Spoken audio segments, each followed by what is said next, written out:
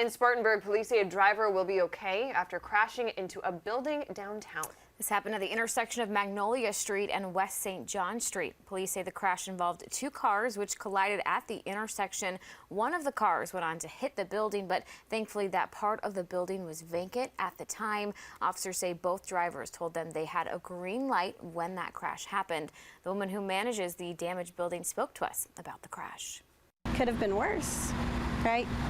So nobody was really hurt real severely. We did have a sweet lady from Holcomb Beaumar who sat with one of the guys that was in the car accident. It was really sweet. Well, one of the drivers was taken to the hospital to be checked out, but police say they will be okay.